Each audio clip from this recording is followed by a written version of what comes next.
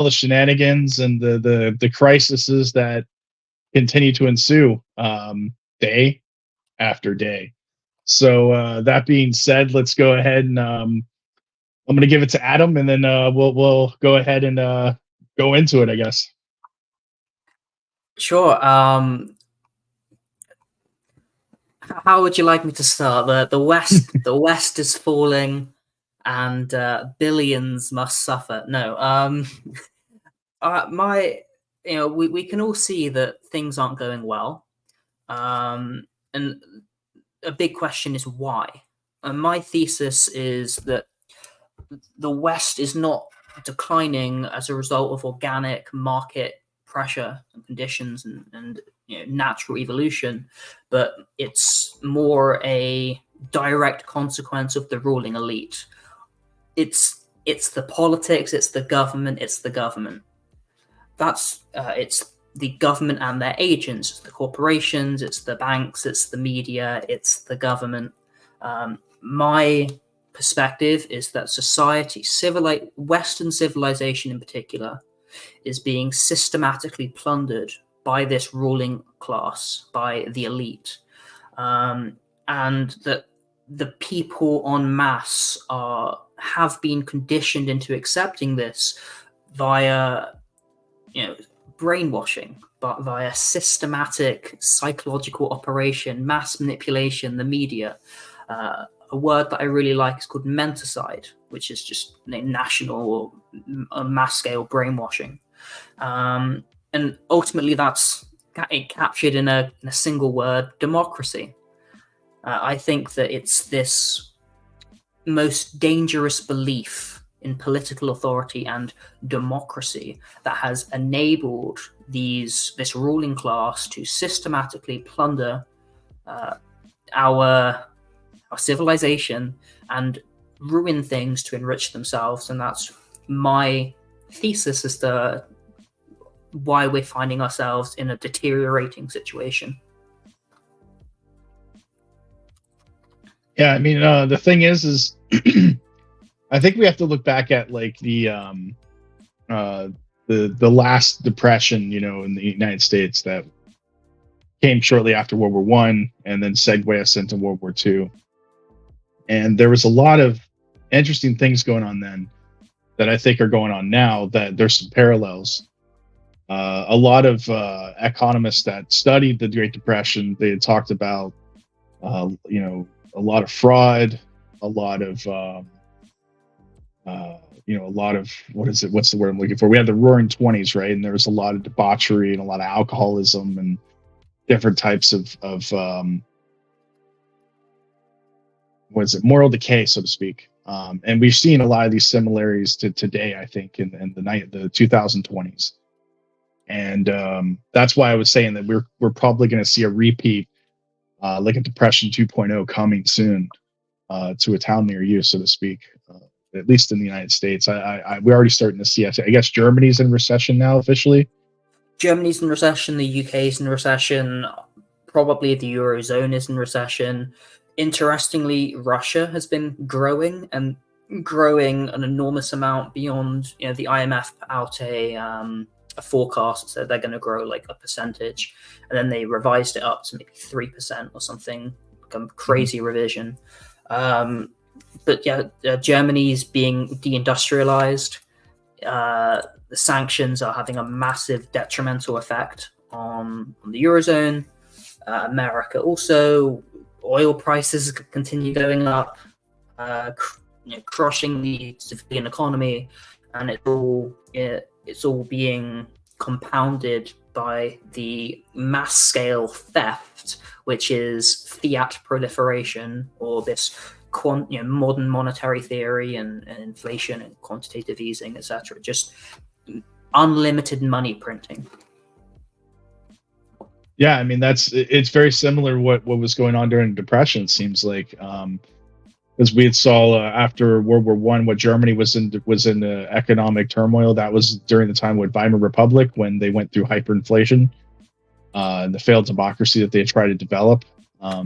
That led to the rise of Hitler, basically, right?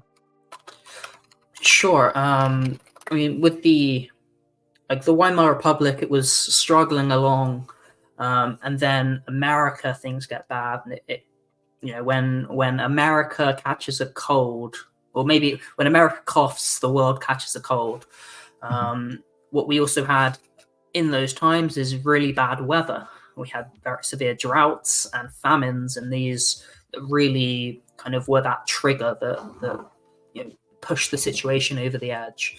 And you're completely correct that this time was pioneering for the theory of money. You had John Maynard Keynes talking about how the government has the ability and the obligation to print money and hire people, even to do useless things, in order to stimulate the economy, thereby creating the illusion of prosperity and some stability, even though it results in more problems. So to be a bit more simple about it, there's this theory that still a lot of people believe to this day, which is that in a recession, the government should be spending to keep people employed and keep society going, and by overstimulating through government intervention, you're able to improve the situation.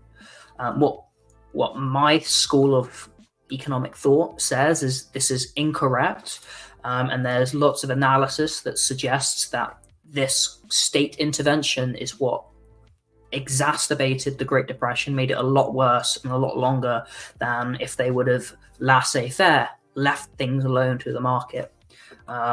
It was especially bad in Germany and in Europe with hyperinflation, and we're seeing that today on a entirely different industrial scale with modern monetary theory, which is way worse than just the introduction of paper money or going off the gold standard. It's now just an entirely counterfeit system designed to systematically plunder all your wealth, which is inflation, and modern inflation specifically.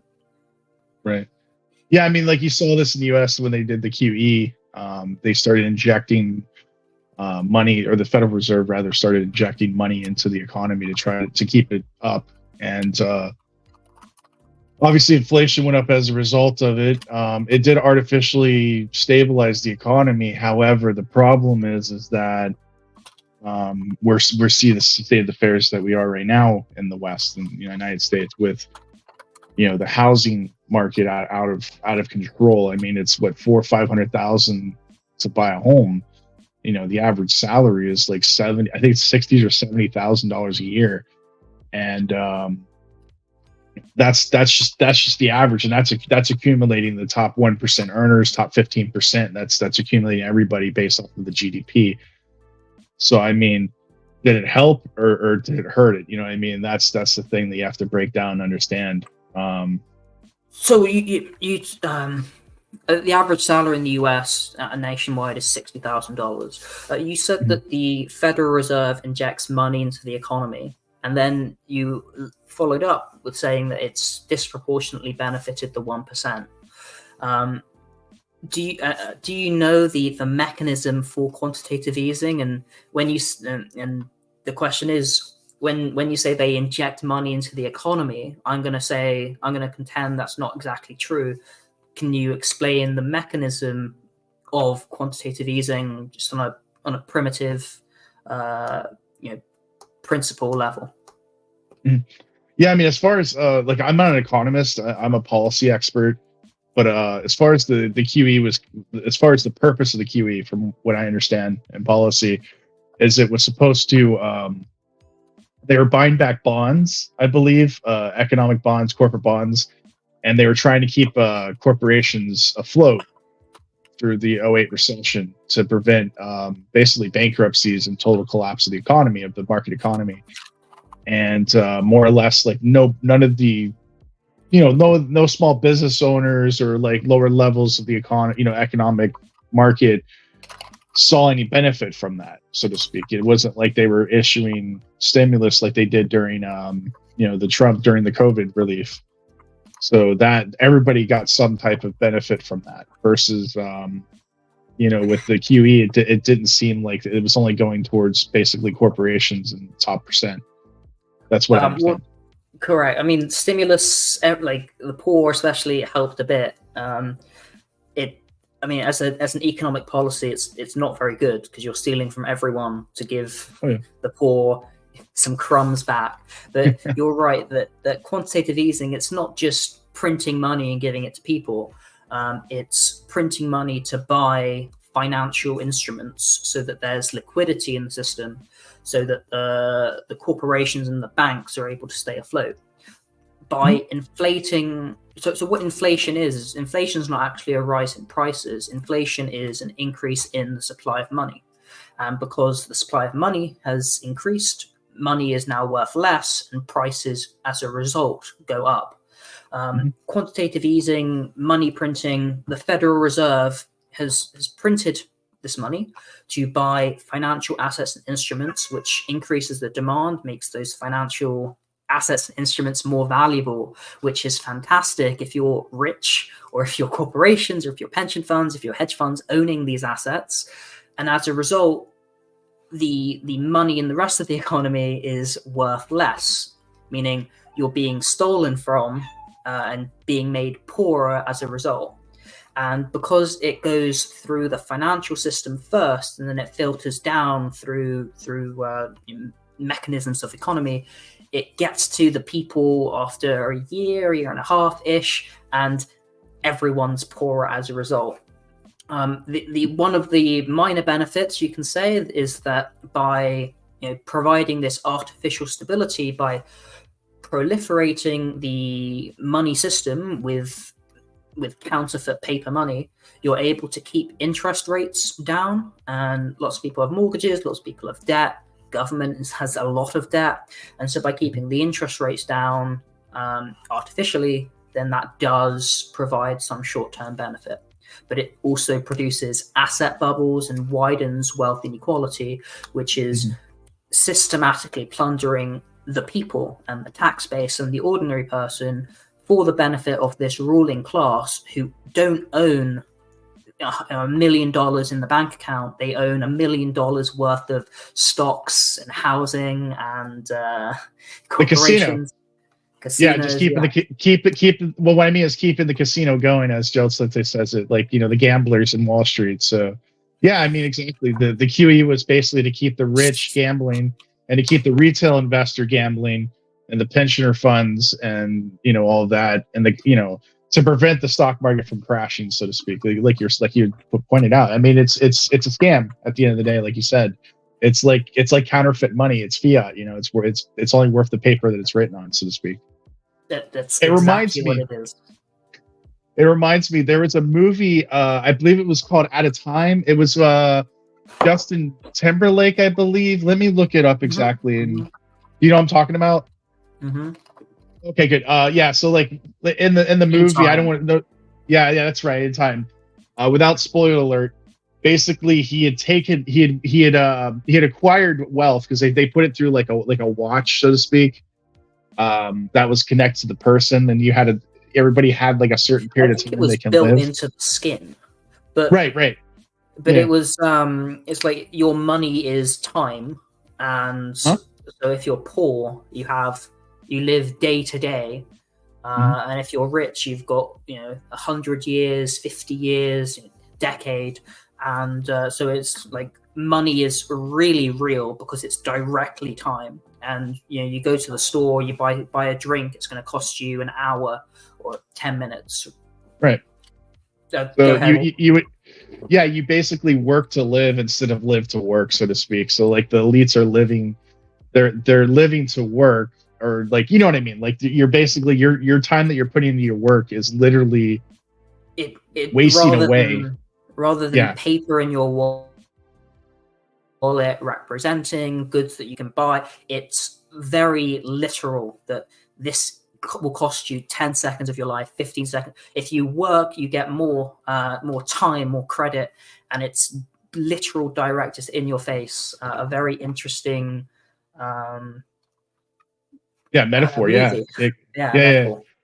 I mean, the thing is like I remember they had started revolting right against the elites. So they were fleeing these bandits, and then the government was after him, and he had taken the daughter of some wealthy elite, and the father was going after him, and they went to crime and they started stealing money from like vaults and banks and stuff, and they started giving it away. And then what happened shortly thereafter? Do you remember? I don't remember what happened. I remember them breaking into banks and saying, "Everyone, go, fill up your times, take the money out of the banks, and you can live longer," and all that. What happened after that? Hyperinflation. So the elites changed the game, and I don't know if it was necessarily that the wealthy were changing it, but basically all the wealth has started accumulating to these smaller to these like poor areas of time zones. So they put them in time zones, so to speak. And basically the people life or time became more expensive. It caused hyperinflation as a result, because they were injecting artificial amounts of time and money or monetary time into these poor areas, and it was causing hyperinflation of the currency. And it actually was hurting the people more than it was helping them in the end. And that was there was a foreshadow into that, and then it actually happened. But that reminds me of like what we're talking about, the fact that we have stimulus or where there's QE. Well, QE is going to help basically the wealthy or the corporations, but still is going to hurt them, because what happens when there's the hyperinflation causes prices to rise, as you said, as you basically put it with what hyperinflation really is, or inflation is. The corporations are still going to lose, because it's going to cost them more money to borrow money from banks. It's people aren't going to buy as much because the economy is slowing down, and eventually. And on the other side, when you give stimulus, like you're saying, to the poor populations, it may temporarily cause a influx of economic output or boost the economy to a more stable type system, or at least a stable economy for short term. But in the long term, it's eventually going to cause hyperinflation, or it's going to cause inflation. And I think I had said 2 years ago that with all the stimulus, that it was going to eventually result in this inflation that was going to be unsustainable, but it would take several years for it to occur. You've also mentioned that earlier in the podcast. And that's where we're at now. So like we see, like people have published, like meat, for instance, has literally doubled since COVID, since the lockdowns. And that could be seen, and I can see that myself when I go to the grocery store, because I have photographic memory and I'm good with numbers. So like I know exactly what I paid for beef, for steak pre-COVID, and I know what I pay for steak now. And I know the steak has doubled in price. That's stupid. I spend the same, I eat the same amount of food week to week, so I know exactly what I'm spending on things. The price has doubled or whatever, it's gone up, and you haven't earned, your real earnings have not increased in line with the increase in prices and the price level across the economy. So you're getting screwed. At the same time, maybe your house is worth more, but that's an asset that you can't touch. It's illiquid. Well, it's a real asset that you're using currently that you need. So it's a necessary asset that you can't sell in order to pay for goods and services. So it's not like, I mean, there's only one thing that you can do with that asset. Sorry to cut you off, but you could borrow against it if you don't already have a loan. And these are called like hemlock loans, and they're becoming very nothing and be happy. Then you can own nothing to be happy. Yeah. So these hemlocks are basically their equity against or their money. You're borrowing money against the equity in the home, and a lot of people do it in order to do home improvements, to buy, pay insurance or whatever, life expense, medical expense. Even right now, where people are living paycheck to paycheck, they're using credit cards. They're putting their groceries and things on credit cards. So they're borrowing to the future, to oblivion, to infinity and beyond, as the meme that I keep putting on the Telegram channel. So I mean, that's what's going on, and this is what happened in depression, pre-depression, and this is what happened in 07, 08. So it's the same game and it's the same circus. It just changed. The characters change from time to time, but it's the same shit nonetheless. Is what I see it as. government is by nature inefficient, and when they intervene, when they act, when the government does anything, they distort the economy. They take us away from moving towards what is good. So we're moving towards what is good, and it's kind of like a spiral going in. And anytime the government acts, our spiral going to betterness diverges rather than converges onto equilibrium. It diverges and it gets worse. And the more intervention, the worse it gets. So government by nature make things distort the market, making things more inefficient and making, therefore, you worse off. Again, they create an illusion to a lot of people, which is things may get better. Trust me, trust the government. But by nature, they make things worse. And they do this to hurt you because they are enriching themselves. And this is a tale as old as time. And this is something that's so primitive. I remember back when I was in school, like a high school, learning economics. This is what I was studying, off syllabus. But this is the basics of economics, the level above the primitive mechanics. This just is an objective fact. What's most interesting is that not only that the government is effectively seized by Marxists that are working with the international bankers to plunder and enslave you, but they're not just doing it to the economy. They're also doing it to society, to the community.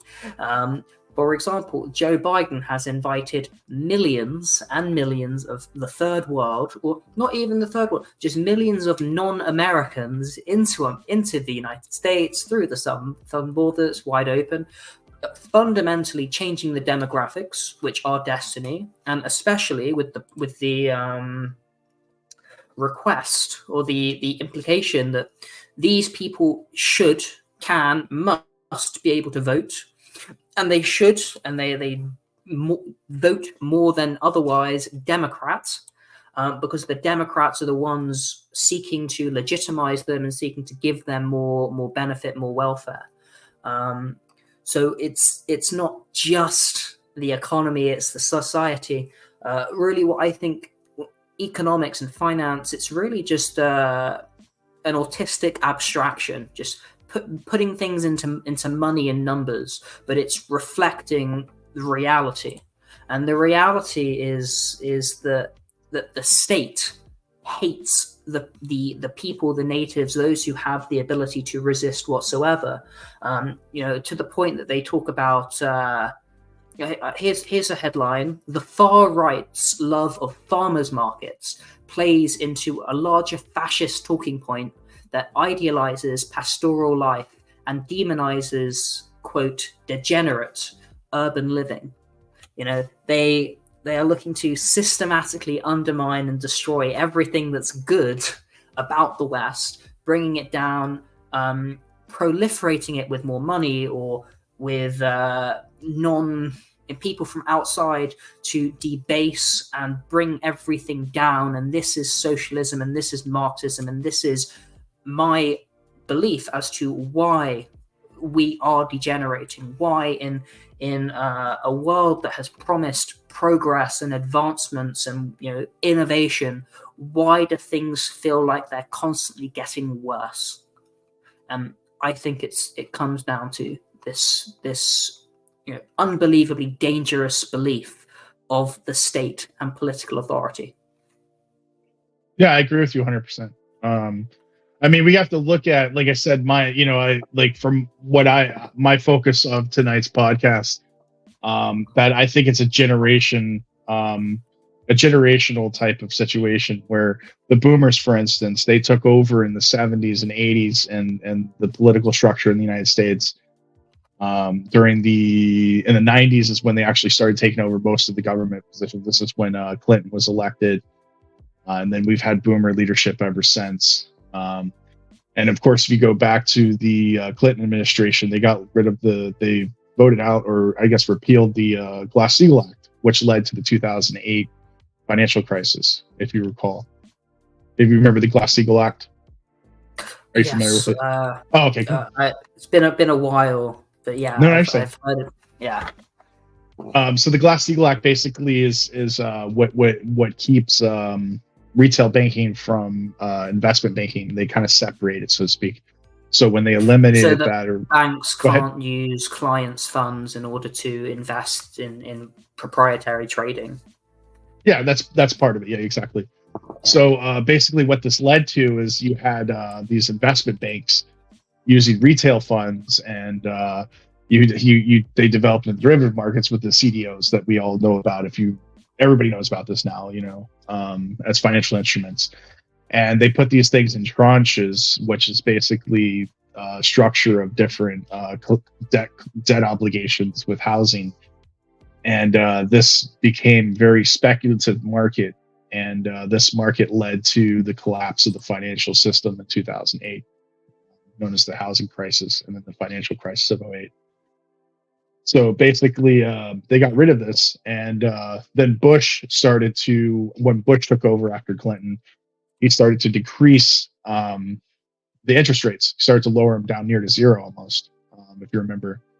And this created an even bigger bubble because, you had all this during Clinton, they were kind of, the budget was kind of fixing itself. There was a vibrant economy as a result of Reagan economics, with business growth and entrepreneurship and building and infrastructure. And then there was global trade, and then globalization. The Soviet Union collapsed, so that opened up, and then there was more globalization, there was more trade.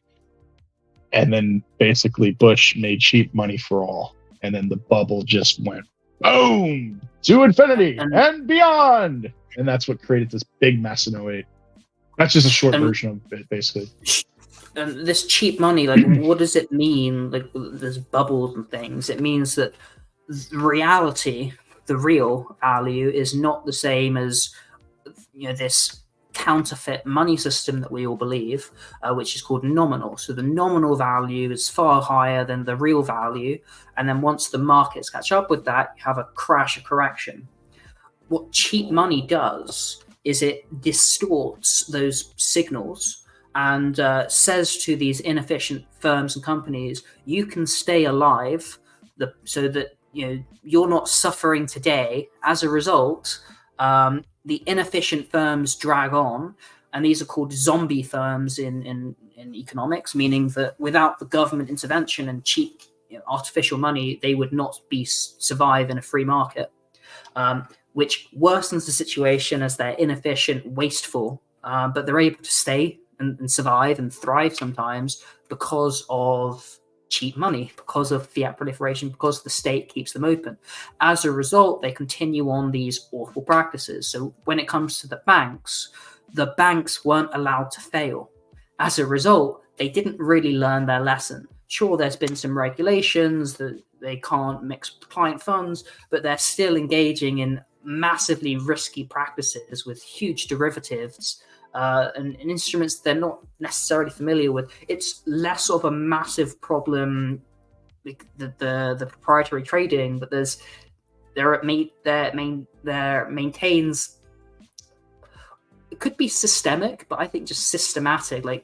And the difference there is systemic is a result, a byproduct of a system, whereas systematic means it's by design of the system. So I think there remains systematic problems with the banking sector that mean that it's susceptible to these industrial scale size risks, meltdowns, because ultimately when you deposit $100 in the bank, they're going to use that to make $1,000 of new money, 10-to-1 ratio, lending that out, and cheap money, artificial. It's all due to this debt-based and debt-backed system. Yep, a debt-based economy, and that's what the West has become, is a debt-based economy, due to the cheap and free money available. And like I said, you see Japan's economy, how it's literally it's destroyed completely. I don't even know how it's able to function, at this point. And they were the first country to actually see negative interest rates, in the modern world. And it's like, what the hell are negative interest rates? You know what I mean? It violates a principle of economics, which is that I would rather have $1 today than $1 tomorrow. And it can only be achieved because of because of artificial paper debt and government intervention. What's absolutely fascinating is when you look at the natural resources value by country. You take Brazil, for example. I don't know where this is sourced from, but I saw this on Twitter a year or so ago. I believe by that guy who's I'll figure it out. But anyway, are you talking about Melee in Argentina? No, he's a different person. Okay. The guy who posted it. He's a big political guy. I think he was behind that pirate streaming website. Are you talking about Napster? No, or a different thing. It's okay. No worries. Yeah. The natural resource value by country. China sits at about 23 trillion. Iran 27 trillion. America 45 trillion. And with the Russian annexation of the 4 territories in Ukraine, gaining 12 trillion. Russia now sits at $75 trillion in natural resource value by country. That is known. What's fascinating there is that the United States' natural resource wealth is $45 trillion, and the United States is $34 trillion in debt, not counting unfunded debt obligations. If you go to US debt clock, you'll see that actually way more than that. So what's fascinating is the United States is actually bankrupt because they own more, they owe way more in debt than they do have in national assets, in natural resources. Correct. The national assets are those commodities and natural resources, those aren't owned by the government. They're owned by private corporations versus a lot of these other countries that have high levels of basically commodities and assets. They're state owned, like Russia and other countries. So it's a lot different. So it's like the federal government is only wealthy based off of the taxation that it brings in, and tariffs and whatever systems or mechanisms they have to collect funds. They're bankrupt beyond bankrupt. So they, regardless of what you're saying, it's very interesting, and it's very interesting. It's very tragic. But the fact remains, the federal government doesn't really own it. You know what I mean? Those are owned by private corporations and private enterprises. The tax base. And that's it. And that's why that's one of the reasons why they wish to undermine society and undermine the people living there by importing millions more, because they get a wider tax base, and the GDP goes up and their tax revenue goes up, which they can steal more from, plunder more from. But the GDP per capita, or the wealth per person, goes down. Just to correct myself, on the usdebtclock.org, the United States is bankrupt. It says the total assets per citizen, the US total national assets is 188 trillion, although I don't think that counts this 50 trillion I talked about. And the US unfunded liabilities is $215 trillion. So yeah, because the GDP to debt ratio, which I use quite often in policy and what I talk about, and as far as economy, because my economic, I guess when I break down economy, I bring it from a policy standpoint. I'm not an economist; I'm a policy expert, so I talk about the policies that affect economy and so on and so forth. The debt to GDP ratio is what is it, 134% in the United States. That's bankrupt. Once it goes to 100. That's done. I mean, just imagine if us personally, if we had debts to our liabilities to our assets of over 100%. I mean, I used to work in banking. I used to be a loan officer. I wouldn't lend to you if your debt to GDP or your debt to income ratio was over 40%. I would tell you to go screw yourself. Get out of my bank, dude. I'm not going to do anything with you. You don't pay your bills. So when you're at 100% or 134%, you're not only bankrupt, but you are like you owe money all over town, man. You're the kind of guy that's like, it's like, get the hell out of my office, man. I don't know, I don't want to do anything with you. You're doing some fraudulent stuff, man. Get out of here. That sort of thing. That's a deadbeat, basically. And so yeah, this website says the total debt to GDP is 136%. Yeah, so it's 136. Yep. And if you go and you look, I mean, some people will say, look, just tax people more. But if you were to tax 90%, 99%. If you would tax 99% of the top 1%, you would be able to fund the government for 4 months. Yep. Yeah. And then everyone's broke because it's the spending that's the problem. But the ruling elite don't care about you. They don't care about the implications. They're here to systematically plunder the society, make the most for themselves, collapsing the world as they go forth. But they don't care because this is the nature of the ruling elite and this false perception of political authority, this false paradigm, which and we're going to move on shortly to talk about this is the West is falling. What can we do about it, and what are the implications for us? Yeah, because I mean the thing is you didn't start seeing this massive decline until boomers took over economically in the West. And if you look at there are many books about it, about sociology of this generation, and what you're seeing is you're seeing common traits of this generation, such as like narcissism, greed, envy, jealousy, and just what's the other one? Was sociopathic tendencies. So I mean, you're seeing like the average boomer is like 3 or 4 different divorces in their lifetime. How many times they filed bankruptcy.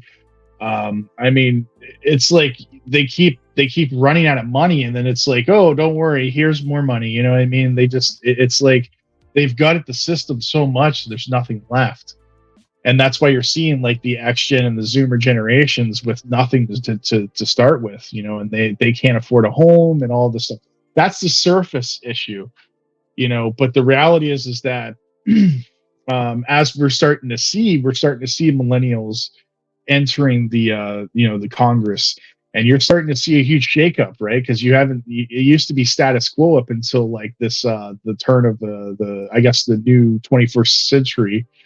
The 2010s, 2000 last election cycle, if you look at it that way, and there was new leadership coming in that was millennials, or from the millennial generation, and the millennials that are in Congress now that have entered, they've really stirred up a lot of stuff. And the old boomer, like congressmen, they're like, dude, you need to like sit down. You shouldn't be speaking right now. You haven't earned your place, so to speak, right?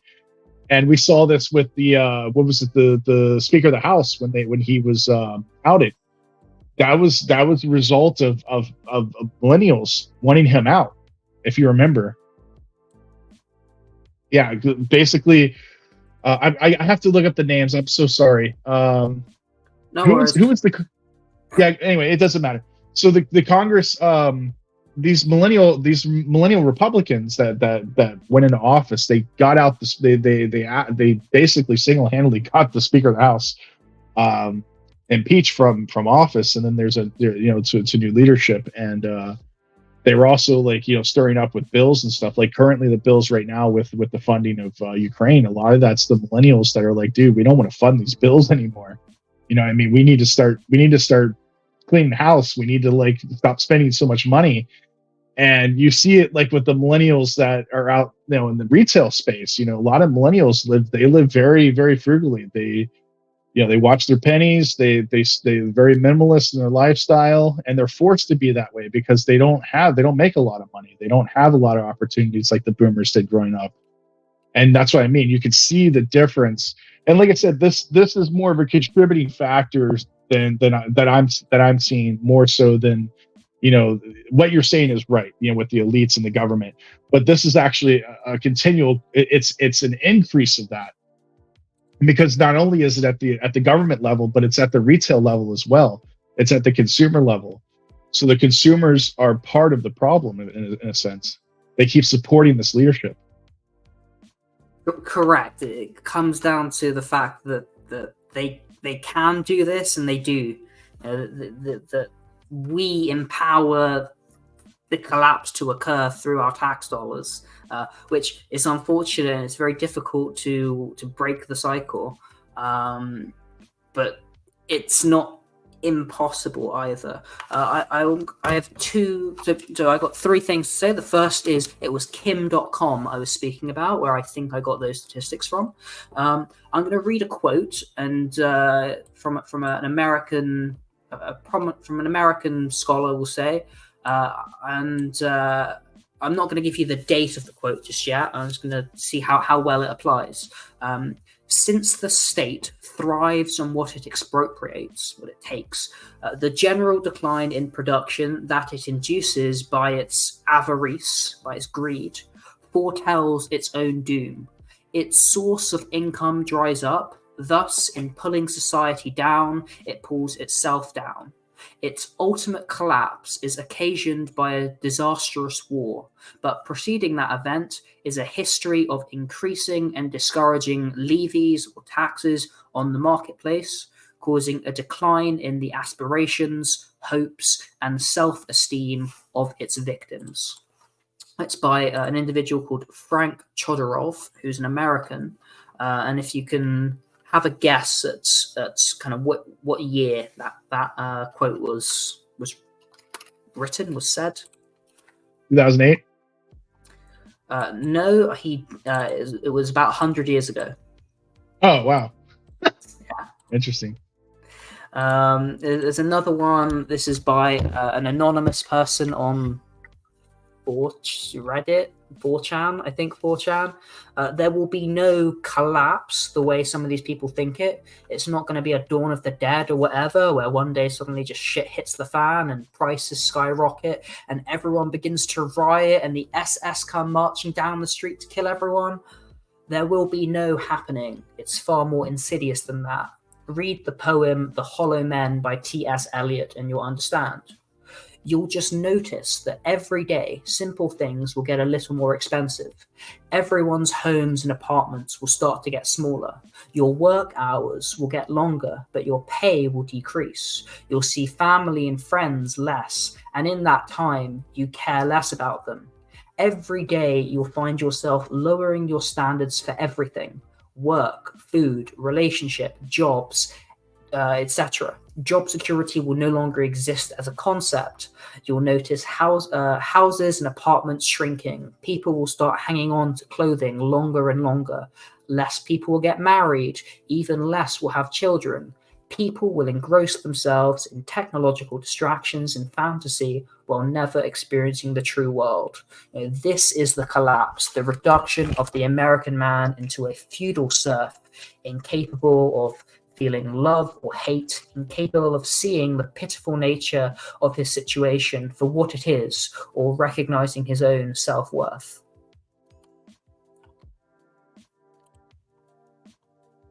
That's interesting. Yeah, that's where I see us being. However, I'm not black-pilled about it, so to speak. I think that there is things we can do. I think that it's not decline all the way to the bottom. I think the political situation is terrible, but you can take action and improve your situation. Yeah, I honestly think it's a race to the bottom for a lot of these Western economies, personally. But like the thing is I see a collapse of the West. Like I see a complete total collapse, and I mean we've already, like, exactly like you had read in that quote. That's what's been going on for the last 30, 40 years in the West. Exactly to the T what was said.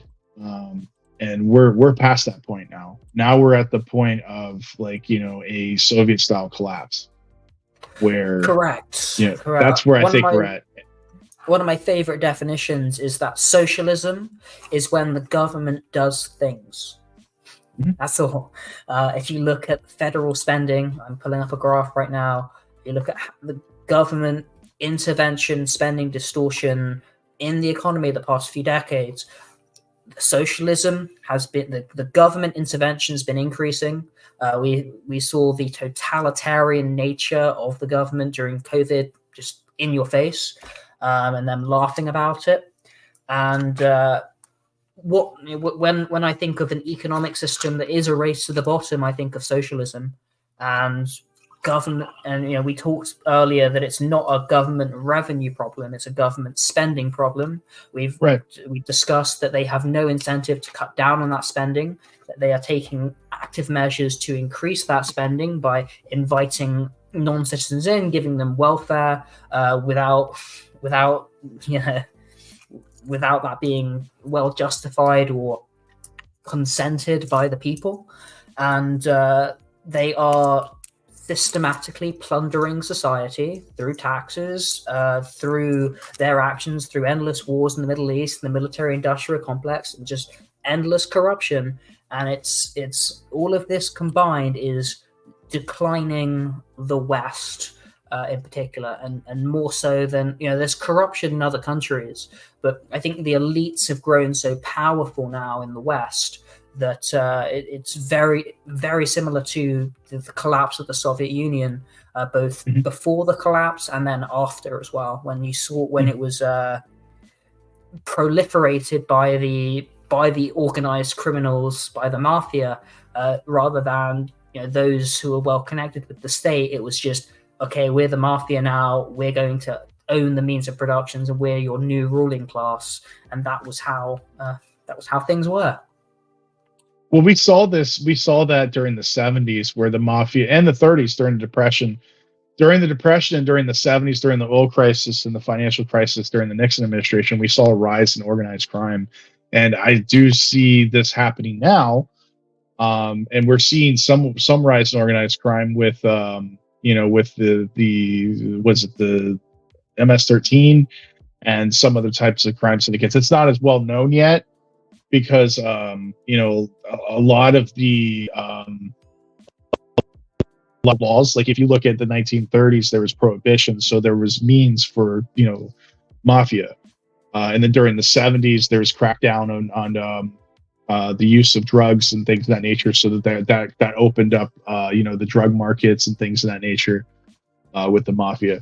So now everything's been legalized. It's gotten to the point where the government is so far out of money that now they've legalized marijuana, they're legalizing gambling, they legalized prostitution in some states and some counties in the West, and this is their last ditch effort to try to raise revenue. So that's why I don't see there a big mafia movement. But when it does collapse, you will see mafia syndicates, and you will see the like what happened to the Soviet Union after the collapse of the rise of the Russian mafia. But like, I like the quote that Aaron Clarey, quoting Aaron Clarey, he used this metaphor for the West, and he said that the West was the cutest fat chick at a fat chick party as far as corruption is concerned. So as far as the corruption in the world, every single government is corrupt. It's just that the United States and the West is the cutest fat chick of those fat chicks at a fat chick party, basically.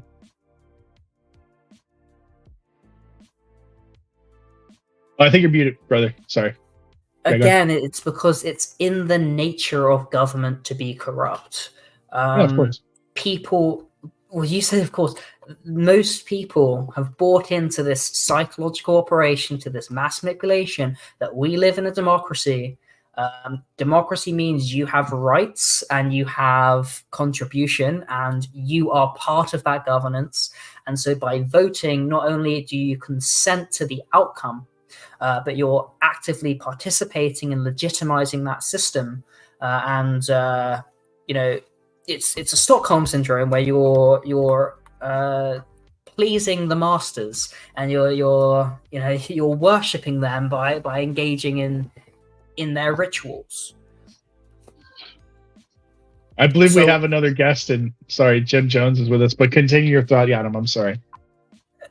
So again, when I talk about what can be done about it, which is where I'd like to start pivoting the conversation, is to kind of recognize that we live in this statist paradigm, but it's an illusion. There is a ruling class who govern you by infringing your rights, by stealing from you systematically, by extorting you, by victimizing you.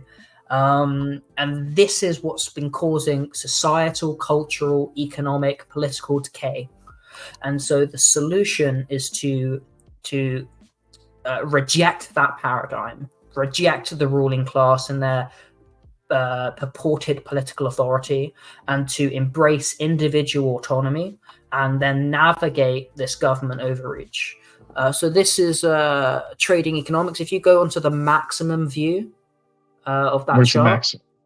Okay. yeah, that's government spending over the past 100 years, and you can see it's only gone one direction. And then off on the right, you can do government spending to GDP. Government Down spending that list to GDP. Which one? Government debt to GDP or government spending? Go spending to GDP. Yeah. Again, put it to max, and you'll see we're spending as though we're in a war right now.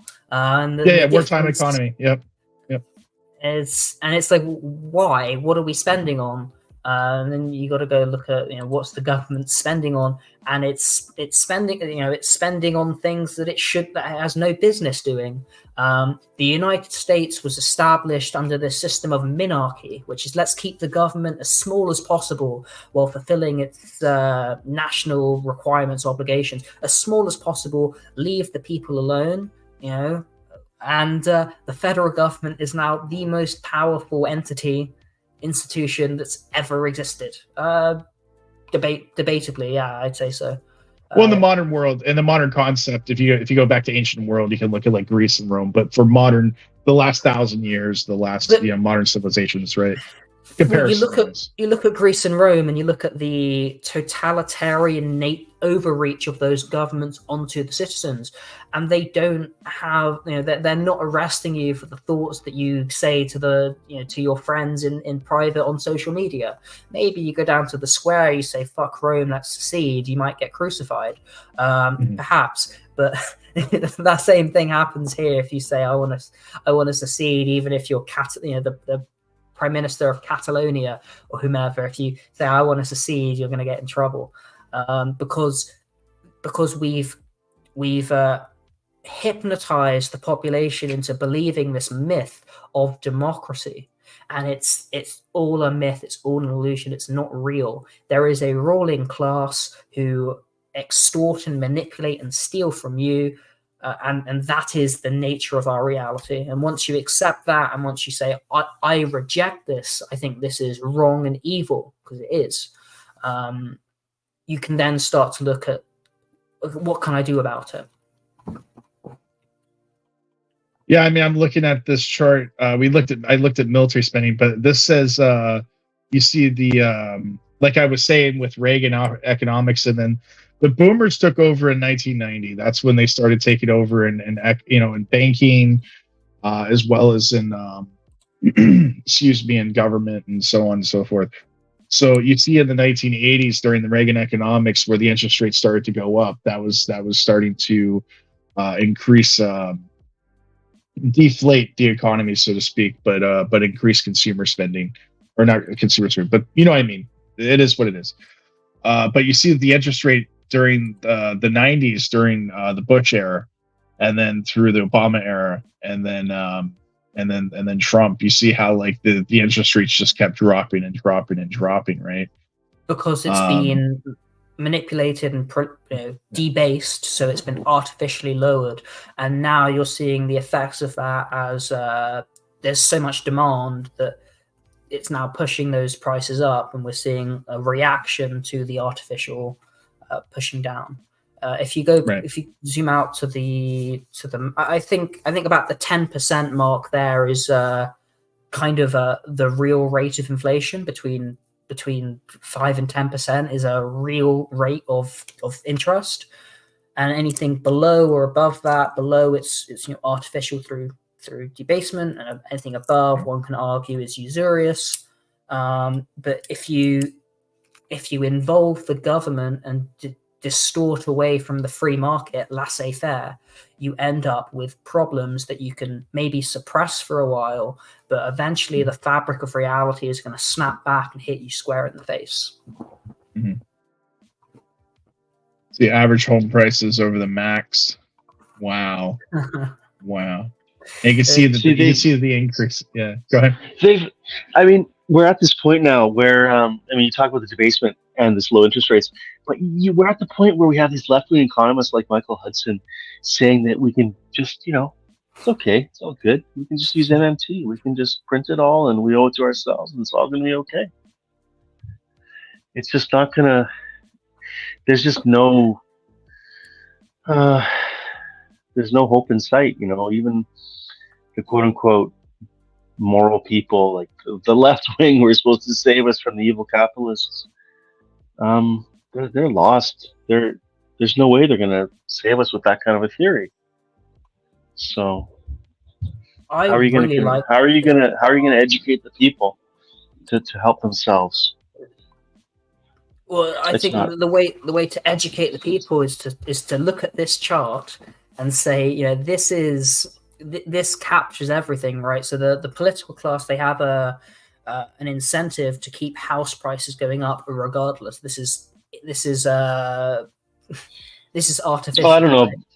You think so? I mean, it depends. It all depends. Absolutely, because the tax base owns houses and owns homes. So if the government implements policies to make sure that house prices go up, they own assets. Houses are a big macro asset. So you keep house prices going up, the ruling class gets wealthier, as well as the tax base, those who keep voting for everyone, and everyone feels wealthier. At the same time, the ruling class importing people.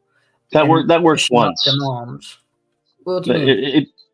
It worked. It worked the first time. People.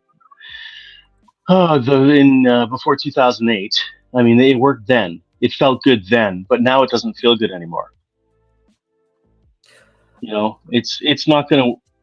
And even then, I mean, I can remember listening to politicians tell us that, housing, it's such an important part of our economy. It's good that these prices are going up and it's all this activity in housing. It's such a great part of our economy. No, it's not a great part of our economy. It's a bloody expense. It's not a capital asset that produces anything. But when you have an elite who actually believes that that housing is a productive part of the economy, what are you done? What are you going to do? You're lost. You're leaderless. Yeah. Yeah, there's no effective leadership. I mean, like I said, the whole point of sustainable leadership or effective leadership is that you have to have consistency, you have to have authenticity or transparency, and you have to have effective communication. And these are three things that the boomers just don't have. They don't show these type of characteristics in their daily lives. They're not very authentic. They're not very transparent people. They're not good at communicating. You can see that with the amount of divorce rate that they have. I mean, they have the highest divorce rate in history of like the Western civilization. And the other thing is that, like I said, they're not consistent. I mean, like here in Canada now, the housing has gotten so expensive that it's just gotten so expensive that the federal government has had to get involved in building units, and it's not going to scale. Like they've gotten themselves into a corner here where, well, at least here, I mean, they're bringing in so many people, and it's just a mess. So none of this is going to work out, it seems, in the end to me. I mean, I know what you mean. You saying that it's beneficial to them to have the assets going up, but what is it like where you are? I mean, it looks like it's going to be a crash here. I mean, it's not sustainable. Well, you look at their incentives, right? And the state is this institution run by gangs of murderers, plunderers, and thieves, surrounded by willing executioners, propagandists, sycophants. That's exactly liars, right. Clowns, charlatans, dupes, useful idiots, right? It's an institution. Well, that is the perfect. That is the actual description of it. Correct. That's beautiful. That's from Hans Hermann Hoppe, one of the leading anarcho-capitalists. That is the state. And so the solution is fuck the state, become self-sufficient. Fuck this state. It's up to you. Empower yourself to be able to kind of exist beyond, outside, and in spite of what the state are doing to the system.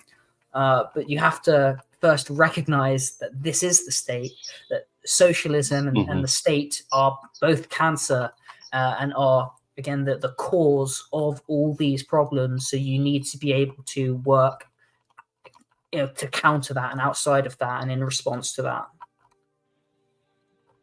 It's valid. Get your lifeboat together.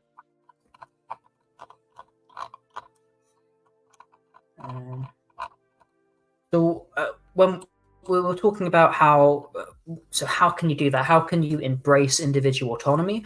And as well, how do you navigate government overreach? So just on that second point, I'm going to say that, I used to live in the United Kingdom. I found that the tyranny of the British government and the level of socialism there was so totalitarian that it was entirely untenable for me to continue living there. So I had to leave the country.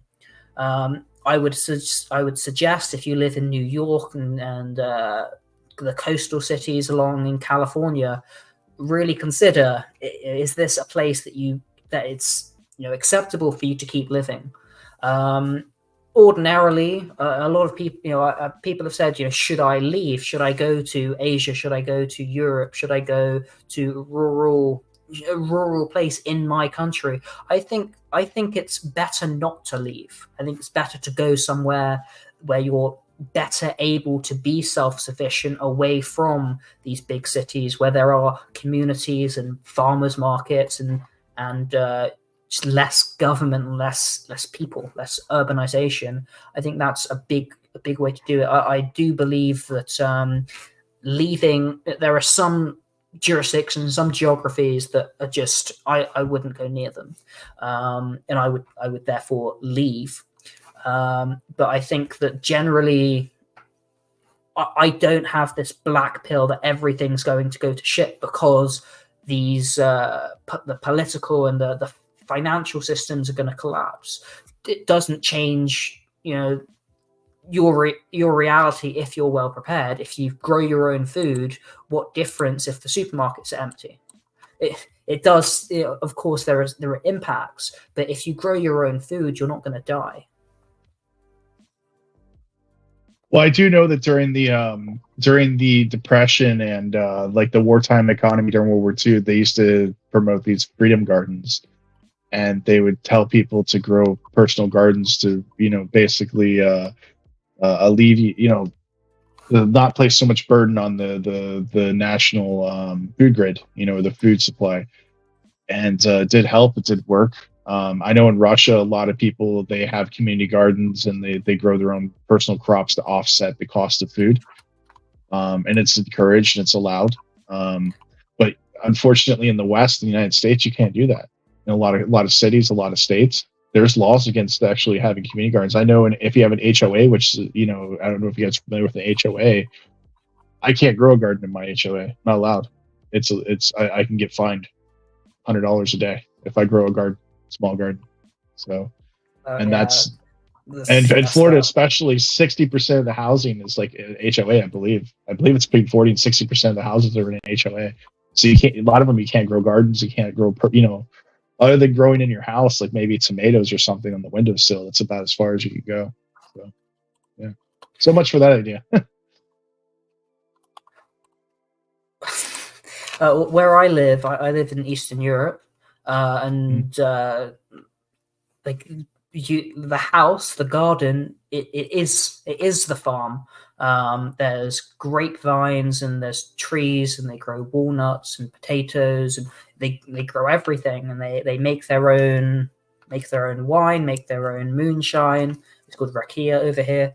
Harvest their fruits, apples. I went to my girlfriend's house in the village, and I went to the supermarket and I bought some apples, and her dad laughed at me. It's like, you picked the apples for me, they're down in the cellar, go get our apples. I'm like, yeah, that was silly of me. Like, they grow enough because that's what they do. And when I go more out into the country, I said to my girlfriend, I said, why do many of these houses have two houses? There's like a house and a wooden house at the back. She went, oh, that's where they keep their animals. I'm like, Right. oh, Yeah. Interesting. Yeah, I mean, like I said, I moved overseas in 08, right at the recession. I first went to Korea. They didn't actually see an economy. They weren't really affected by the economy or the recession in the West.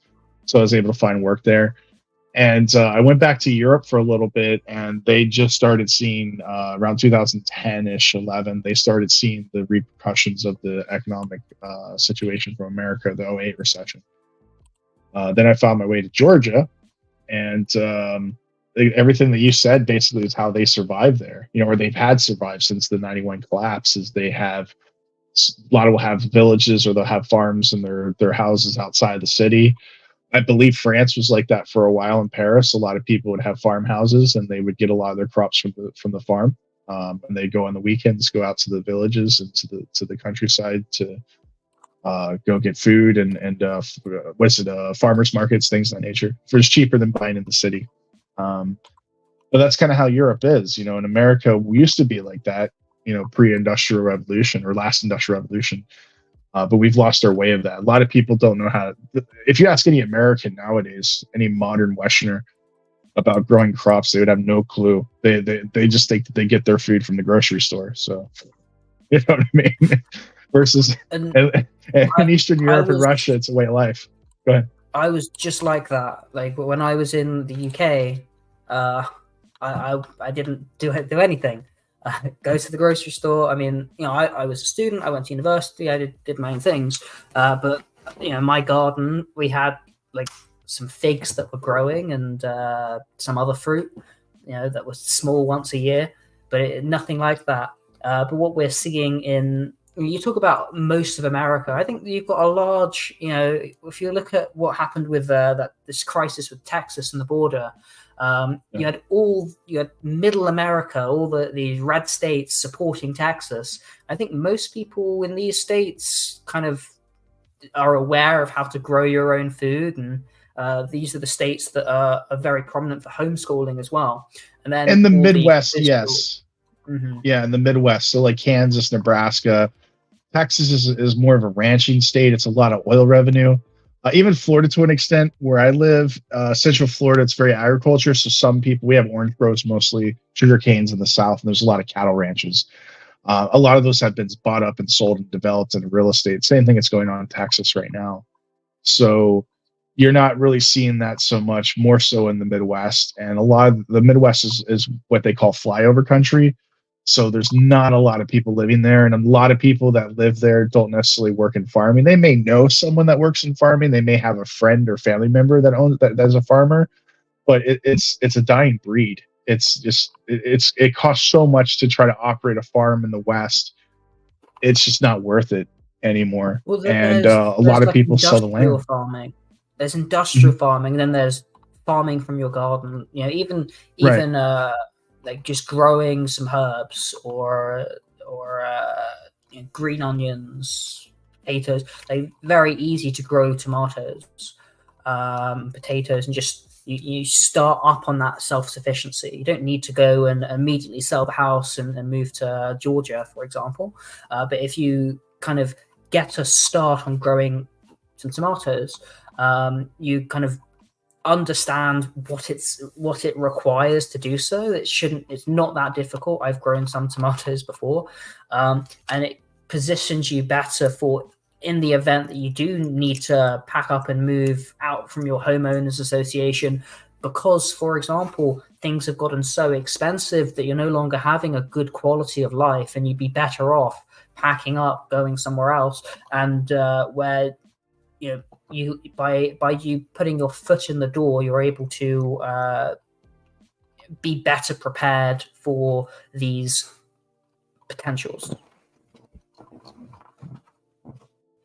I mean, like I said, what you'll start seeing and what you eventually see in the decline of an economy or decline of a country or nation state is you see crisis upon crisis upon crisis. And of course, there's crisis in every country and every civilization throughout history. This is normal. This is human. This is what we deal with on a as in a lifespan, humans on a daily basis. But when crises are man-made and when they occur in a frequency that is unsustainable, is when you are on the verge of collapse. And currently in the West, we are seeing crisis upon crisis upon crisis that could be prevented, and they're not being prevented.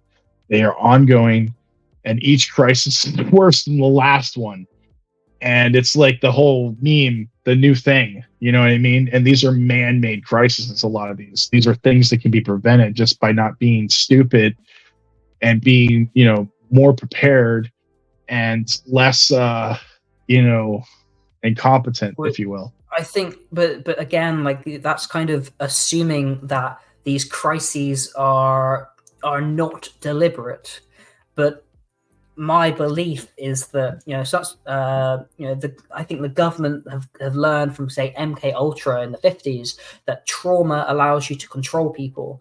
So they purposefully orchestrate disastrous events to keep their citizens afraid and dependent upon them. And that's one of the reasons why there's constant crises, and also why mental illness has been rising. And again, why these are the reasons behind the collapse of the West. Yeah, I mean, you look at Rome. Rome is a really good example of civilization, because it's the foundation of modern civilization, started from Rome, so to speak, in a lot of ways. If you look at a lot of the leadership in Rome, towards the latter part of Rome, they would create man-made crises. They would take grain, and the Caesars would hide it from the people, from the populations, to create an artificial crisis or food shortage, just so that they can release it and say, "Oh, I am your savior. Everybody, look, the Caesar saved us all. He brought grain out of his anus. Now everybody's happy, bread and circuses." So this shit did occur in the Roman period. That's occurring now. And you're right. It is man-made crises to make leadership look more competent and look more savior, godlike. But at the end, just like in Rome today, it caused the end of those empires, and it caused the end of those leadership, the Caesars, so to speak. Go ahead, sorry.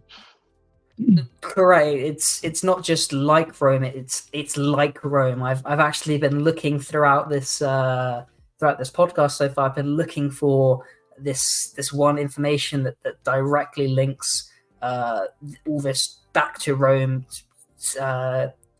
precisely. It's exactly these same patterns that rhyme that led to the collapse of the Roman civilization and the world order. It's exactly the same thing as today. Or tantamount. It's just crisis and artificial crisis. And you talk about mental health issues on the rise.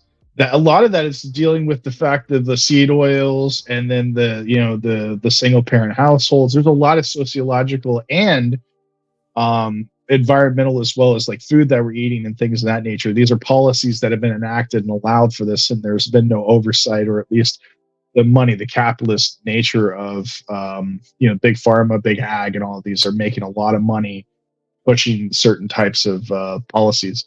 But more importantly, you look at I just want to get to one point. I'll let you rebuttal back. But look at the mental health issues in the United States and NATO. Europe is trying to engage in an ongoing conflict. And I hate to segue in this into Russia. We'll go back to like what your comment, but it's not really a segue into Russia. But you look at the military and the state of the military, similar to the end of Rome, where the military was basically a volunteer force, and it was made up of foreigners from like Gaul and all kinds. It was not very well structured towards the end of Roman Empire, as historians have mentioned. If you watch any documentaries, you're reading a historical text about it, you'll see that a lot of the Roman legions towards the end of the Roman Empire weren't well organized. But mental health is a national security issue for the U.S. military and for NATO, because these military soldiers will not be able to engage in combat effectively in combat, or for long periods of time in combat. I know two people right now that they basically were washed out of the military, Section 8, if you will, or they left under general conditions, and they're getting VA benefits for PTSD from like boot camp, or they're getting checks for like mental disorders and stuff. I mean, if you look at Russia and you see like who the heck's going to give you? Is Russia going to give soldiers money just for not, for leaving the military and saying that, oh, you have some kind of mental health issue as a result of the toughness of military or the adjustment? I mean, the thing is most of these soldiers in the West are not fit for duty in that regard. They're not mentally tough enough to be able to fight in combat. That's the biggest issue that we're facing right now. But go ahead, sorry. So I was going to say that you talked about the capitalist nature of big pharma. That's not capitalist. This is cronyist. Crony capitalism. It's the state. Yeah, crony capitalism. Yep. It's crony capitalism. It's not free market. Right. They survive. They thrive because of the state, rather than in spite. Due to special interest, and big money donors to politicians to get their agendas across. You're right. Crony capitalism. Sorry. Thank you. Exactly what I meant. Sorry. Go ahead. You said something else that we talked earlier about. I think when reading a quote that these ruling elite, they're building their own doom. That they hate the people, and they demonize the people. They feed them poison, the chemicals in the Cheerios that make you infertile, and that's something I read really recently. That seems quite legitimate. In America, they're so poor they don't even have real sugar. You guys have high fructose corn syrup. HFC, yeah. Crazy. Yeah, I don't eat it. I don't consume it. I do not consume high fructose corn syrup. They passed a law that was forced by health enthusiasts and doctors to put food labels on all of the food in the United States. So like now they have to put what's in it. Everything that's in it, high fructose corn syrup, any ingredients. I read all food labels, everything I eat. So if there's high fructose corn syrup, that's why I don't drink. I don't want to show for the label because I'm not sponsoring them. But basically, like I don't drink soda with sugar or high fructose corn syrup. I drink zero cola, or I didn't just drink water, which I got my water here. And I don't drink water because I don't trust the state water. Yeah, same thing. Same thing. Yeah, bottled water. Or mineral water from the spring. Yeah. I drink sparkling water. I appreciate that. But yeah, I mean, basically, I cut out high fructose corn syrup. I cut out soybean oil. I don't eat it at all. I cut it completely out. It's in everything in the West because it's a cheap byproduct. Or it's a cheap oil that they use, and they put it in bread and everything. So I don't eat that. And then I avoid palm oils and other types of oils. So the only oils I will eat are anything that's cold pressed. So like, sunflower oil, cold pressed. I has to go through cold press because anything working in the oil industry, as long as I worked for a petrochemical company in Saudi Arabia. And I learned about the heating of oil. And that's how they make a lot of these seed oils, is they have to heat them up to like 1,000 degrees temperatures. And what they do is it causes it to become acidic and rancid. It starts breaking down literally as soon as it leaves the market. As soon as it leaves the manufacturing, it starts breaking down immediately. So the time that you use it to cook with or eat with it, it's already rancid and it's destroying your system. Decreases your omega-3s. There's this article written by Gina Florio, December 15th, 2022.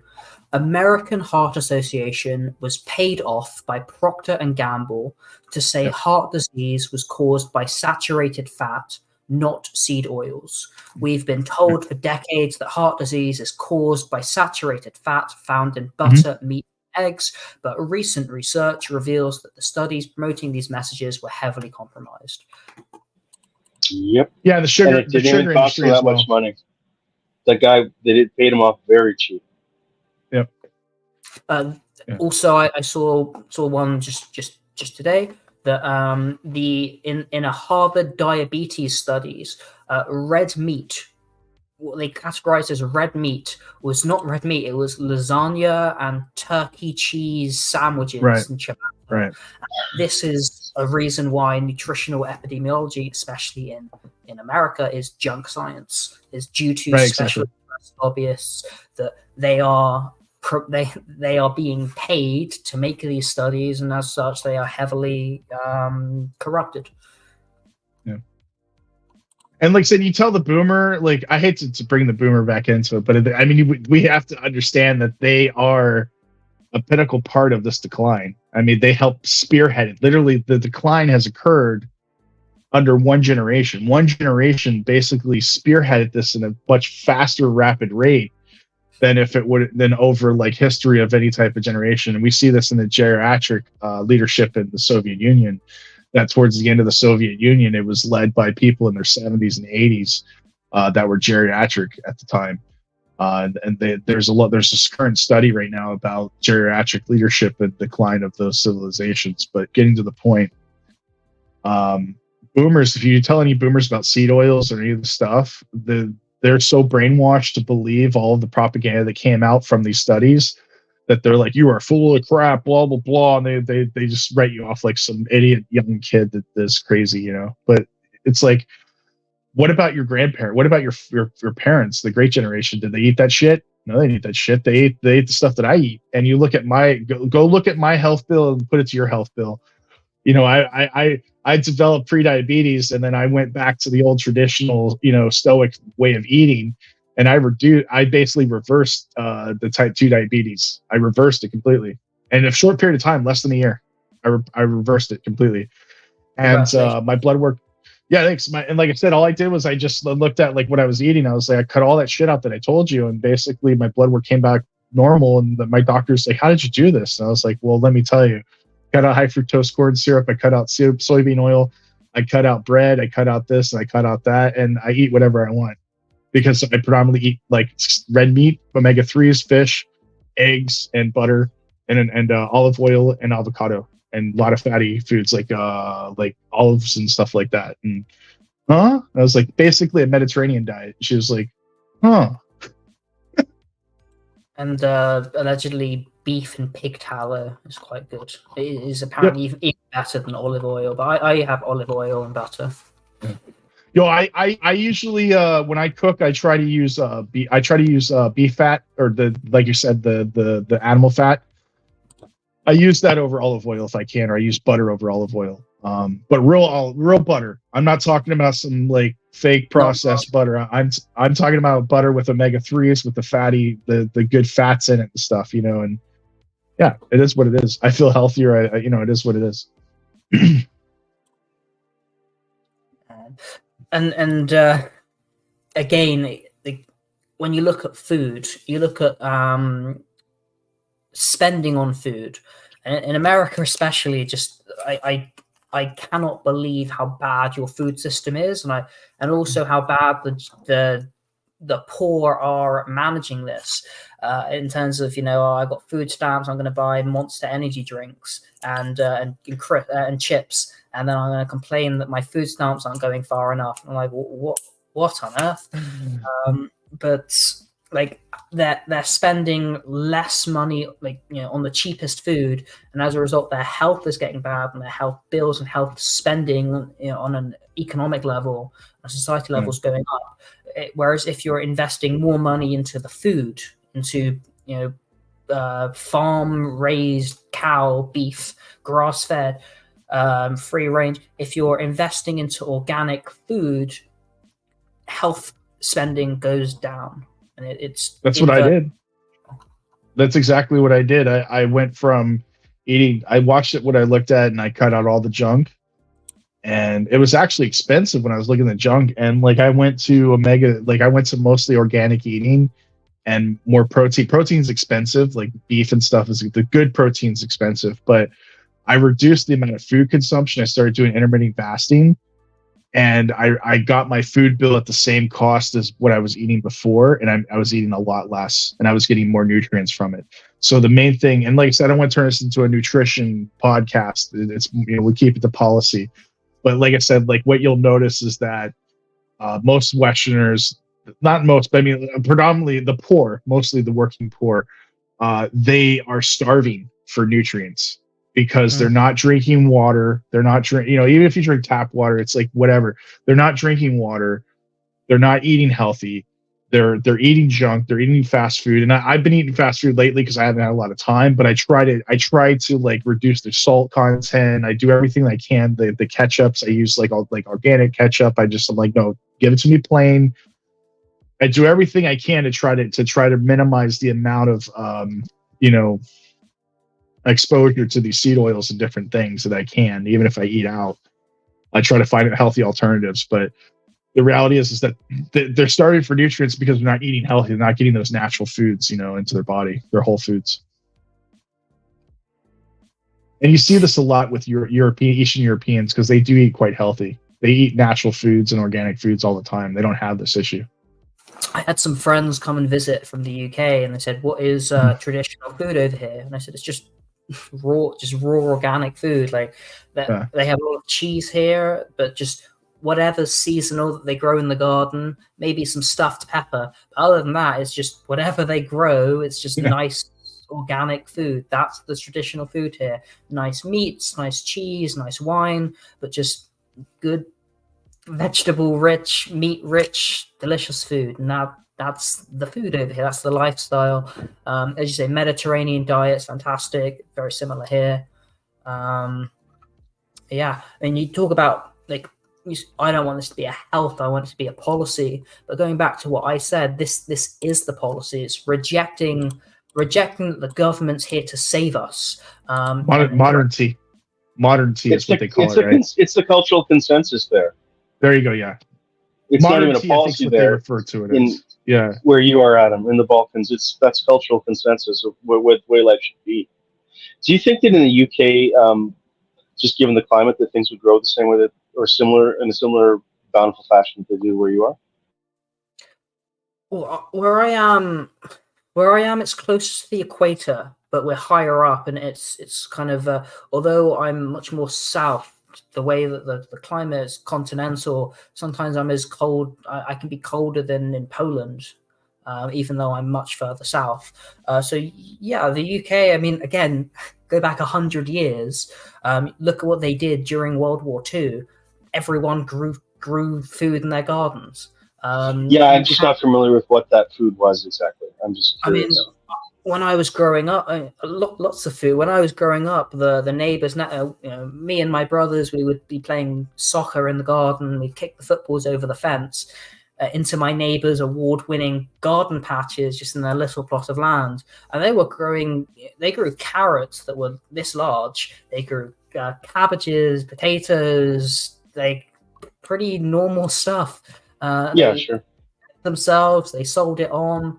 And the great thing about having a home garden is, depending if you have an entire garden, it's 1,000 kilometer square with trees and all these things. It does take work, but if you just have some patches in the yard, it's more of a hobby, and it's actually very therapeutic. I remember feeling quite stressed by working online or doing the job and having to go and pick the cherries from the tree. It was enjoyable working with your hands, rewarding delicious cherries, eating them as you go. And it was like, wow, I'm happier, less stressed, more fulfilled. I'm gaining skills. This is a much better way to be. And then you can hear that you can sell them, or you can give them to your friends and your community, and they give you what So I can have an unlimited supply of walnuts, and I'm sure I can in turn get something else back.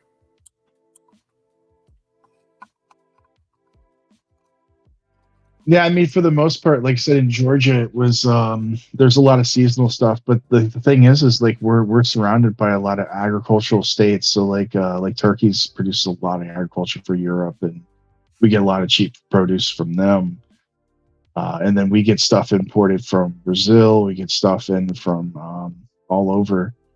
And locally, like I said, we have seasonal stuff like you guys have there. But for the most part, it's night and day between there and the United States.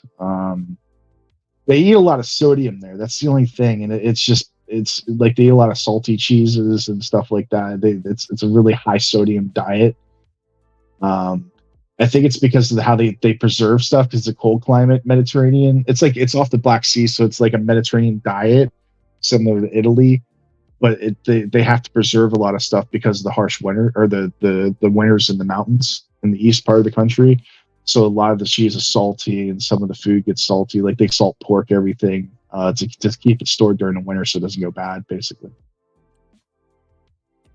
There are some this isn't like it's not perfect.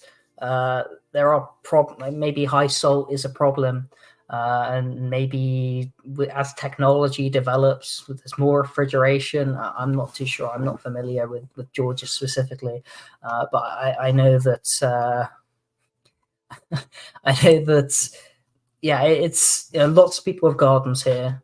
They store it in their cellars. They eat good, healthy food. They're self-sufficient. They don't believe that the government is this all-powerful entity that's beneficial. Everyone, like in the West, every government's corrupt, but in the West, they put on a nice suit and tie. They tell you that they're here to help. The four most dangerous words in the world are "I'm from the government. I'm here to help." Maybe more than four. Yeah. But they put on a nice suit and tie and they stab you in the back. Whereas here in Eastern Europe, I like to call it tracksuit corruption. You can see that they're going to slap you in the face. They're going to take some of your money. They're going to spit on your shoes. Going to shake your hand. You know that's how it is, and you go about your day. But you know that there is a corrupt ruling class. It's the same thing in the West. They're dressed a bit nicer. They're more malevolent. Yeah, it's more organized. It's more organized. It's a different type of corruption, different type of mafia is what they used to say in Georgia. I mean, the thing is you got to understand these countries have lived through the Soviet period, which is identical to the United States' its current state of situation with policy and government and economics.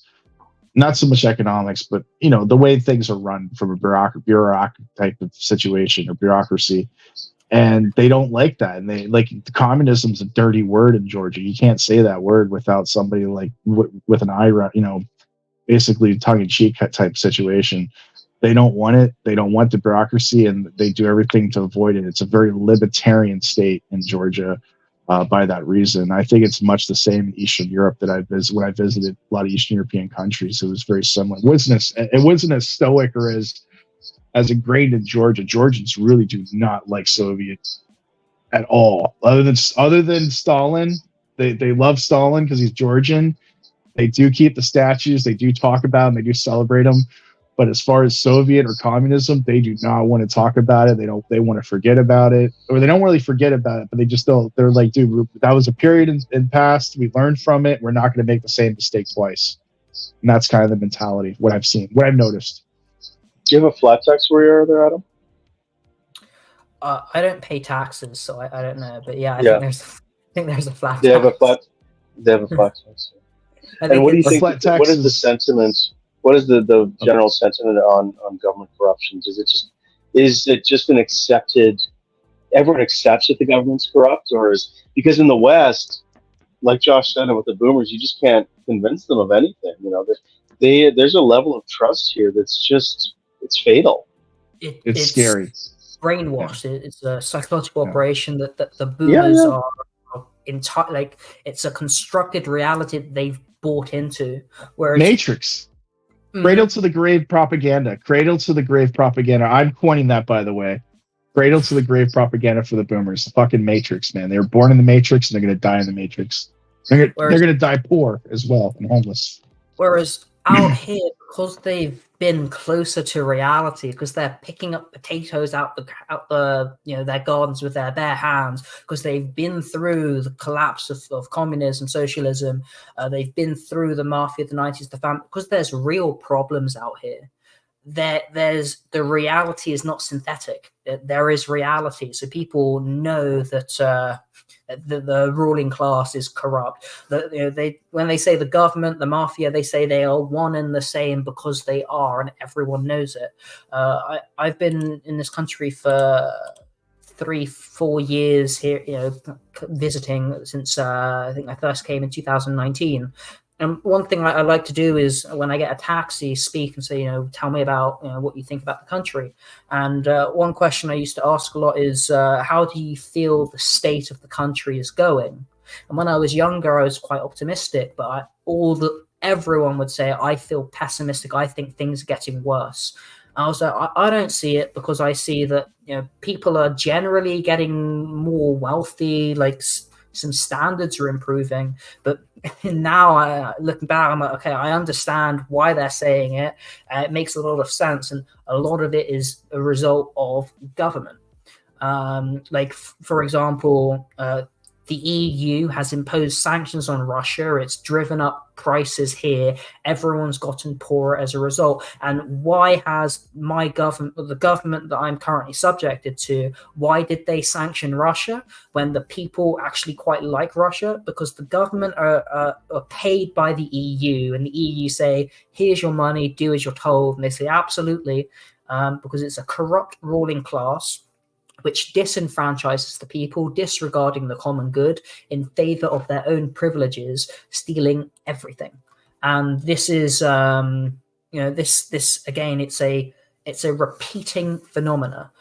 So a quote from Bene Gesserit, Training Manual, Politics as Repeat Phenomenon. Governments, if they endure, always tend increasingly toward aristocratic forms. No government in history has ever been known to evade this pattern. As the aristocracy develops, government tends more and more to act exclusively in the interests of the ruling class, whether that class be hereditary, royalty, oligarchs of financial empires, or entrenched bureaucracy. That is the nature of government. And a common mistake that many people make is thinking that the people running the country are stupid. Look at Joe Biden. He's a demented geriatric. They aren't stupid. You mistakenly think that their goal is to successfully run the country in a way that would benefit the people and the nation. What's more likely, that a bunch of idiots have conquered the country and are ruling over you, or that your country has been conquered by these ruling elites, by this foreign entity that doesn't care what happens to the country and its people? And this is why I reject political authority as the most dangerous superstition that exists.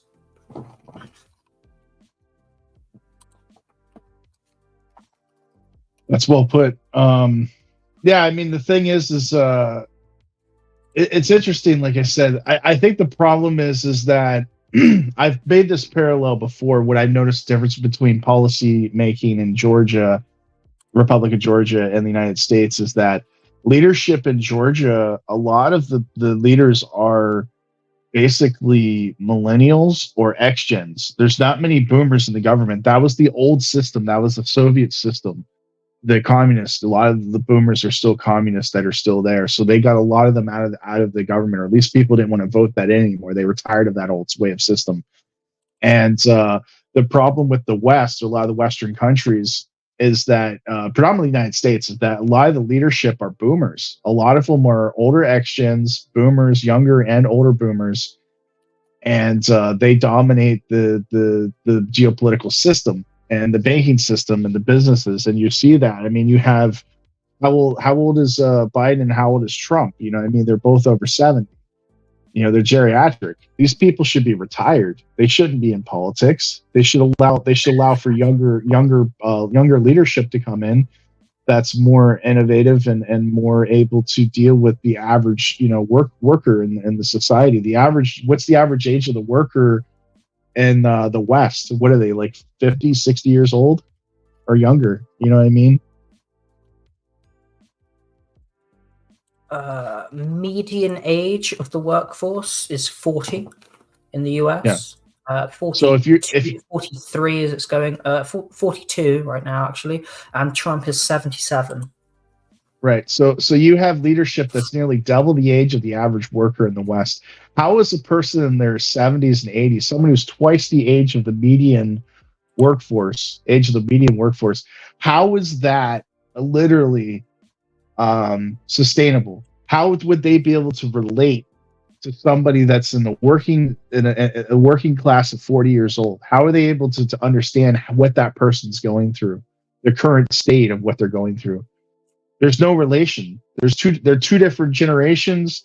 There are two different types of work ethics, two different types of cultural differences, two different types of systems that they live under. You know what I mean? And what I mean by systems is sociological as well as cultural systems. The boomers grew up with this.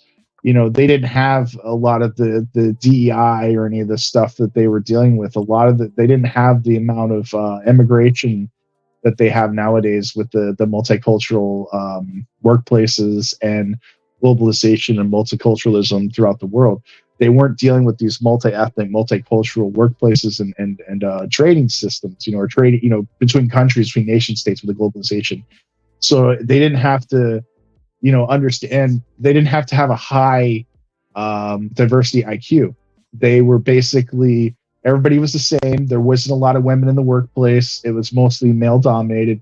How can that person relate to somebody working today? How can a white Anglo-Saxon Protestant who grew up in the time of plenty, who grew up in a predominantly white and male dominated workplace, relate to somebody who was an Indian, a Chinese person, or Chinese immigrant, or an Asian immigrant, Central Asian immigrant, or an African American in the workplace today? That's in their 40s and 30s. You know what I mean? How can they relate? They can't. It's bullshit. You know what I mean? Sorry to put that on a long tangent, but I just, you know what I mean?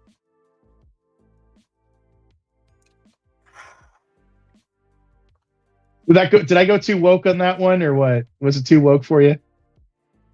Well, no, not woke to me. It's a good point. I think there's many ways to dissect it. I just not really too sure where to start. Let's just keep it simple and let's look at it from this perspective, I guess. You have Trump, or you have Biden, and they of course come from elite families, or at least elite backgrounds. Their families are politically connected. They have wealth. They come from these noble families in the Biden Northeast. is one of those oligarchs. Trump, arguably made himself, but he's been entrenched in that oligarch social elite throughout his life. Yeah. So how can these people relate to the average immigrant worker who's predominantly going to be either Latin American or Mexican or South American worker at age 40, a female that's in the workplace that, during their time at 40 years old, how old were they 40 years ago? What year was that? It was the 70s, right? 40 years ago, Trump, 40 years, 80s. Yeah. So in the 80s, what were most of the Yeah. It's totally it's different. Just and not just when you're 60, you have a different experience to when you're 20. When you're up here, it's the world itself has changed. As you say, not just economically developed, but culturally, civilizationally developed into this multicultural, advanced democracy, corporatism. It's not, the world that you grew up in is no longer exists. The past is a foreign country. Yeah, exactly. It's a totally different. It's a totally different culture, totally different. It's a totally different workplace and totally different lifestyle than it was. The reason why people went to work in the 70s, excuse me, in the 80s, and they were married, they had kids, and they had to work in order to pay for their children to live that, to survive. They had to take care of a wife at home, and they had to take care of children. Most of the workers, and they had access to pensions. They had access to where they had more workers' rights. They had better work schedules. Everything was different. This modern society that we live in the West, and which I'm speaking as a millennial, we don't have access to education like they did. The education, you can work a summer job and pay for your entire year of education. You have to take loans now if your parents don't provide, or you don't get an economic scholarship if you go to college. You can't find a lot of work, like a lot of high paying jobs without a degree. So you have to invest in your education. There's no guarantee that you're going to find a job even after you graduate. Even if you go into STEM and these high level degree fields, like engineering, science, mathematics. My friend went into electric and electronic engineering. He graduated number one in his university, top, the equivalent of an Ivy League in the UK is called Russell Group. And he finished. He got a job, but he's like, I asked him about his job. He's in consulting because there's no actual industry that's going on in the UK. It's only consulting for kind of government primarily, some civil projects as well. But that's all you can get. And because you're like, this level on a consulting gig and you're not being hired by someone that's actually doing something, the salary, it's like half what I expected he should be on after doing a master's degree, graduating number one. I'm like, how much are you earning? I thought you'd be on double that because I was anticipating to be earning about that when I have graduated with my economics degree. But just it's crazy because the state of the world that's in is awful. One of my favorite like little side quests to do is if you look at historical pictures of the United States, for example, or the city that you live in, and you look 100 years ago, you look at the household, and it's a dad with a car and a wife and children, all supported on a single income, reasonable living standard, etc. And you look at what's happening today, and as you say, you can't afford things.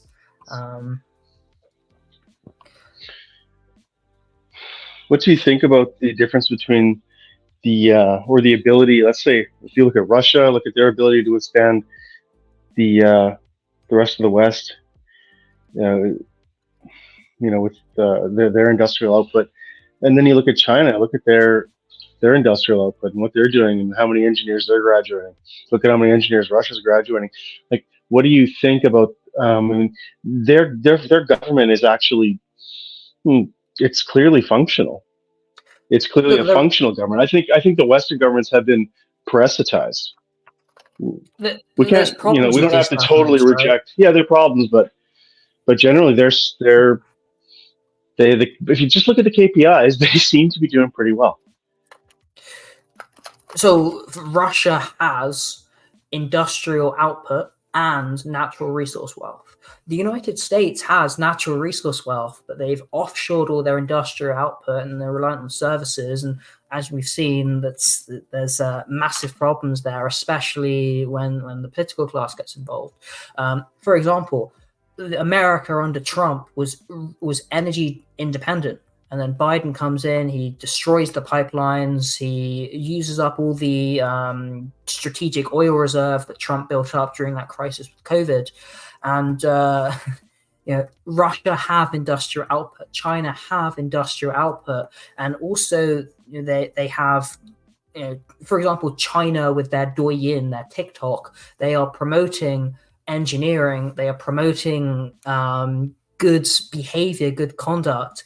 Again, highly flawed. I don't like the Chinese regime. I don't love the Russian regime. But you compare it to the Western governments, and you should say, look at the KPIs.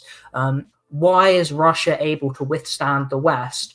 Because we've sanctioned car sales. Okay, well, we've got to build some cars. We're going to have problems in the first year, but they've now got a decent car industry. They don't need the West because they have the resources. They can manufacture the goods and services. They can anyone can do services.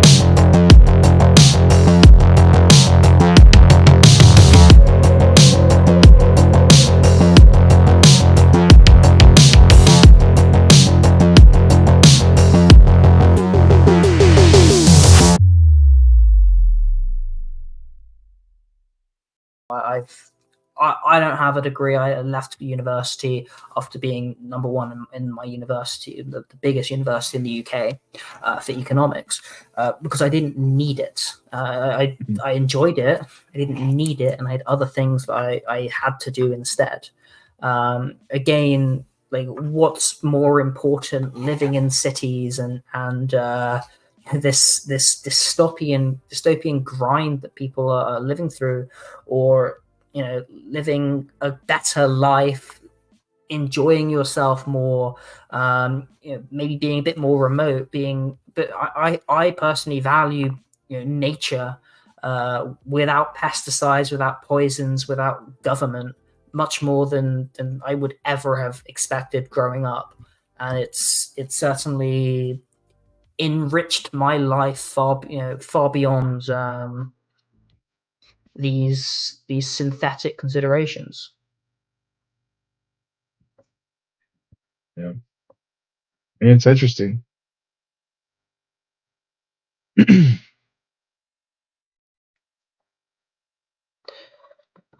With that, I have to get off. I think in conclusion, we live in a synthetic, in a constructed reality by the political elite. We have illusions of choice. We have delusions. We have data cattle. We have the boomers who are hostile when you point out what's going on. We have tyrannies of government, tyrannies of the majority, manipulation, propaganda, and this centralization of power results in a dependency culture, resulting in inefficiencies economically, resulting in decline of civilization economically, politically, socially, financially as well. All of these are leading to collapse, leading to crises, leading to problems. And it's my belief that it all largely stems from government. Again, there's societal factors as well. I think that the culture has a lot of problems there, but again, how much of that is upstream from the state or downstream from the state? But you need to empower yourself, and not just in terms of strength, but in terms of consciousness. Empower yourself to reject this paradigm and become more independent, and at least start on this journey to breaking this cycle of Western decline and collapse. Yeah, well put. I mean, I can't add anything else to that. You pretty much summed up everything. That's well put. Yeah, I appreciate you coming on. Like I said, I hope to see you more often on the podcast. Thanks, Jem, for joining us. And I guess that'll conclude the 12th edition of the Cyber Cafe. Thanks, guys, for coming to join us today. And like and subscribe. Go ahead and I put a link in the description for Adam's other, Twitter and YouTube channel and everything. You can go in the link tree there and visit him and follow him there on his social media.